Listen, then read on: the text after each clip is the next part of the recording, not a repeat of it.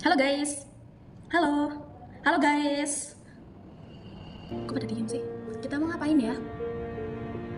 Oh ya teman-teman, gini, aku baru keinget aku punya tugas dari mata kuliah sejarah Islam dan lokal. Itu merupakan salah satu tugas di semester aku ini. Oh ya, belum kenalan kita ya. Oke, perkenalkan, nama saya adalah Siti Imro'atun Hasanah. Kalau teman-teman biasanya pada manggilnya itu Imro atau Imro'atun.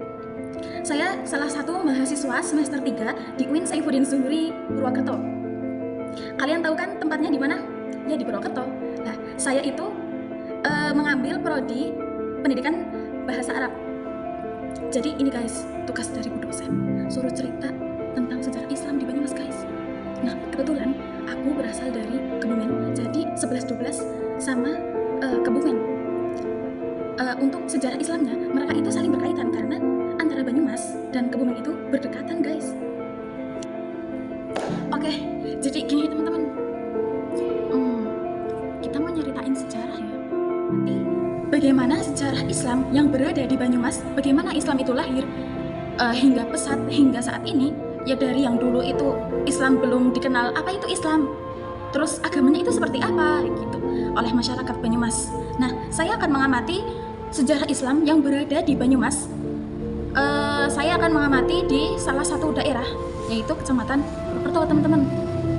Kita bisa amati dari daerah ini dari segi tempat tinggal. Di tempat tinggal para penduduk sekarang itu menyisihkan suatu ruangan untuk dijadikan sebagai musola rumah. Nah, kalau di tepi-tepi jalan, pemerintah itu sudah membangun yang namanya musola, yang namanya masjid. Kalau pada zaman dahulu, yang namanya musola, masjid itu masih sangat langka sekali. Tapi sekarang kita tenang guys, karena kalau kita mau bepergian, terus kita mau healing ke Purwokerto atau ke Banyumas, kita tidak takut, tidak kepikiran sholat kita itu gimana. Oke, kita masuk ke materi. Ada 3 poin yang akan kita bahas. Yang pertama adalah potret masyarakat Jawa Tengah, bagian barat, selatan, terutama di Banyumas sebelum Islam. Terus yang kedua yaitu Islamisasi di wilayah Jateng bagian barat. Nah, yang ketiga adalah Islam di Jawa Tengah bagian selatan yang sekarang ini itu gimana perkembangannya. Teman-teman, tema yang pertama adalah potret masyarakat Jawa Tengah bagian barat sampai selatan, yaitu yang akan kita bahas tentang sejarah Islam di Banyumas teman-teman, sebelum Islam ya. Nah, Banyumas sebelum Islam tidak bisa dipisahkan dari sejarah 2 kerajaan besar, yaitu yang pertama adalah kerajaan Majapahit. Nah, yang kedua adalah kerajaan Pajajaran, yang mana Majapahit adalah kerajaan yang berdiri di Jawa Timur dan Pajajaran adalah kerajaan yang berdiri di Jawa Barat. Jadi, alur Majapahit yang kemudian membentuk Banyumas bisa ditelusuri pada sejarah berdirinya Kadipaten Wirasaba, yaitu pada abad 15 teman-teman. Setelah 2 kerajaan besar tersebut, yaitu kerajaan Majapahit dan kerajaan Pajajaran di Jawa Tengah, bagian timur seperti Demak, Pajang, dan Mataram mengambil alih wilayah Banyumas ini teman-teman, karena mereka mau membangun Kadipaten Wirasaba II dan Kadipaten Banyumas pada abad 16 sampai abad 19 teman-teman. Dengan demikian, Banyumas sebenarnya hanyalah sebuah kota biasa, namun dengan campur aduk dari 2 kerajaan besar tersebut, kemudian datang kerajaan-kerajaan lain ke Banyumas untuk berdakwah menyebar Islam di Banyumas. Banyumas mengalami perkembangan yang cukup pesat sampai sekarang ini. Nah, di kalangan masyarakat Banyumas ada sebuah kata adagium, biasanya dikenal sebagai Adoh Ratu Cedak Watu. Ini merupakan gambaran konkret kondisi Banyumas. Jadi, Adoh Ratu Cedak Watu merupakan suatu kalimat yang menggambarkan Banyumas itu seperti apa, akan kondisinya, akan tradisinya, akan religiusnya itu seperti apa. Terus yang kedua, ada yang namanya kehidupan ekonomi di masyarakat di Banyumas itu seperti apa. Oke, jadi kehidupan masyarakat dari segi ekonominya, kita bisa lihat Banyumas itu merupakan suatu daerah yang terletak dekat dengan pegunungan, dekat dengan perbukitan. Jadi masyarakat masyarakat Banyumas ini itu profesinya kebanyakan adalah seorang petani. Nah, mereka mengandalkan pekerjaan sebagai petani itu untuk memenuhi kebutuhan sehari-harinya. Nah, untuk sumber makanan, mereka itu mengalami kemudahan. Contoh, dari segi beras atau nasi, mereka bisa menanam sendiri. Terus dari segi mungkin kebutuhan-kebutuhan lain, mereka bisa membuka ladang sendiri di sini, kemudian dijual ke kota-kota besar lain. Nah, pada masa pra-Islam dan kolonialisme Eropa masuk ke Jawa Tengah, masuk ke Pulau Jawa, masyarakat hanya bertumpu pada sungai-sungai sebagai sarana penghubung antara masyarakat di daerah satu dengan masyarakat di daerah lain. Pola perekonomian masyarakat Jawa, termasuk Banyumas, sedikit mengalami perkembangan ketika masuk abad keempat, teman-teman, di mana kerajaan-kerajaan besar di Jawa seperti Kerajaan Tarumanegara, Mataram, Majapahit mulai membuka jalur perdagangan dengan negara-negara lain di kawasan Asia seperti India, seperti negara Cina. Selanjutnya adalah Islamisasi di wilayah Jateng bagian barat. Di sini melibatkan peran dari para waliullah atau biasa disebut dengan Wali Songo. Tapi gini teman-teman, kita kenal Wali Songo itu hanya 9, tapi itu sebenarnya Wali Songo itu atau waliullah itu sebenarnya banyak. Cuma wali yang sangat terkenal itu ada 9. Nah, apa peran wali dalam Islamisasi di wilayah Jateng bagian barat? Yang pertama, sebelum kedatangan orang-orang Islam di tanah Arab maupun tanah Gujarat, kondisi politik di tanah Jawa mengalami krisis yang diakibatkan oleh konflik antar agama. Berdasarkan cerita sejarah, Fatimah binti Maimun hidup bertepatan dengan masa akhir kekuasaan Mataram Hindu, di mana pada saat itu konflik keagamaan terjadi antara Hindu dan Buddha, mengalami runtuhnya kekuasaan Mataram Hindu, teman-teman. Nah, peran yang kedua dari Wali Songo atau waliullah adalah pernah pada rentan antara tahun 1082 sampai 1404 terjadi beberapa kali peralihan pusat kekuasaan di tanah Jawa, mulai dari Medang ke Kahuripan. Nah, di situ terjadilah campur tangan para wali. Nah, terus peran yang ketiga adalah keberadaan Maulana Malik Ibrahim bersama dengan para kiai lain yang menyebarkan ajaran Islam di tanah Jawa sampai titik sekarang ini, teman-teman. Jadi gini, pada titik awal periode dakwah Islam secara sistematik di tanah Jawa, Maulana Malik Ibrahim merupakan referensi dari Wali Songo angkatan pertama yang melahirkan Wali Songo berikutnya. Jadi Wali Songo itu sebenarnya kan ada banyak banget. Nah, mulai dari Maulana Malik Ibrahim yang menjadikan sebagai titik awal terlahirkannya Wali Songo berikutnya itu tersusun menjadi 6 angkatan Wali Songo, teman-teman. Kalian bisa cari tahu sendiri. Nah, selanjutnya adalah peran wali dan ulama lokal.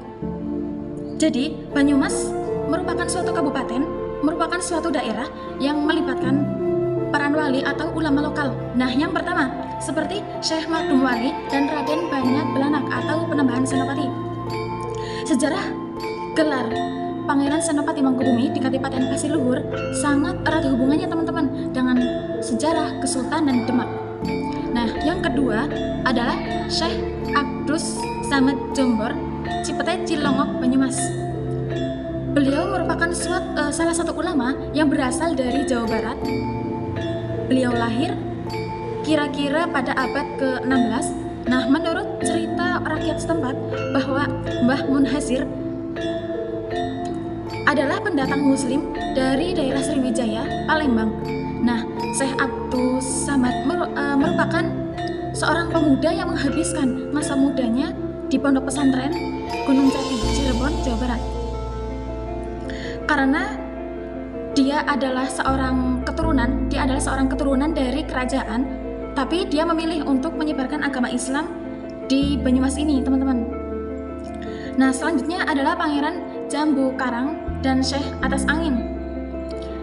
Pangeran Jambu Karang adalah sosok yang dikisahkan sebagai penemu daerah baru dan penyebar Islam di wilayah Cahyana atau Purbalingga. Namun beliau adalah salah satu tokoh yang terlibat juga dalam pendirian daerah Banyumas ini, teman-teman. Selanjutnya adalah Syekh Abdul Kahfi Awal. Beliau adalah keturunan Rasulullah yang ke-22. Beliau diperintah untuk mendirikan salah satu pesantren yang termasuk pesantren paling tertua di Indonesia, yaitu pesantren Al-Kahfi Semalangu yang berada di daerah Kebumen. Nah, selanjutnya adalah Syekh Mubin Bulus Pesantren. Ini juga dia adalah salah satu tokoh ulama atau waliullah yang berasal dari Kebumen juga, teman-teman. Nah, Islamisasi periode akhir di Jawa ini agak memprihatinkan ya, teman-teman, karena Islamisasi Jawa jelas tidak berjalan dengan lancar, terutama pada periode 1830 sampai 1930 ditandai dengan meningkatnya polarisasi masyarakat Jawa. Perkembangan ini tak lepas dari dinamika Islam di tingkat internasional, khususnya di Arabia, yang mempengaruhi proses Islamisasi dan santrinisasi Nusantara, teman-teman, termasuk di Jawa. Nah, faktor terpenting meningkatnya santrinisasi Jawa hingga saat ini adalah kebangkitan berbagai organisasi modern di kalangan Muslim. Nah, kalau di NU itu namanya IPPNU. Nah, tema yang terakhir yang kita bahas adalah Islam di Jawa Tengah bagian selatan hingga dewasa ini seperti apa. Nah, jadi gini, berawal dari kebangkitan Islam Puritan, gerakan Puritanisme yang lahir sebagai paham baru yang dipelopori oleh kaum Wahabi pada abad ke-18 dan Salafi pada abad ke-19. Gerakan ini masih aktif hingga abad ke-21. Puritan merupakan Karen Armstrong yang mana merupakan salah satu agama yang diyakini oleh sekelompok orang yang sangat teguh berpegang pada peraturan-peraturan berdasarkan interpretasi harfiah murni yang bersumber dari kitab suci dan tradisi Islam pada masa awal Puritanisme yang bertujuan untuk mengajak umat Islam kembali ke sebuah identitas Islam yang otentik melalui implementasi kembali. Menurutnya, bahwa tradisi Puritanisme klasik hanya dianggap sebagai cara berpikir yang menyesatkan. Nah, yang kedua adalah tren Islam moderat. Apa itu, teman-teman? Jadi, Indonesia merupakan negerinya kaum moderat. Maksudnya, Islam moderat merupakan salah satu konteks keindonesiaan yang merupakan suatu agama atau Islam yang menyejukkan, bukan ekstrem atau radikal, anti terhadap kekerasan, atau tidak menempuh garis kertas di dalam untuk mengimplementasi keislamannya. Jadi, Islam moderat ditandai dengan beberapa karakteristik. Salah satunya adalah berperilaku normal atau yang namanya kalau anak-anak pesantren itu mengenal yang itu tawasud di dalam mengimplementasikan ajaran agama.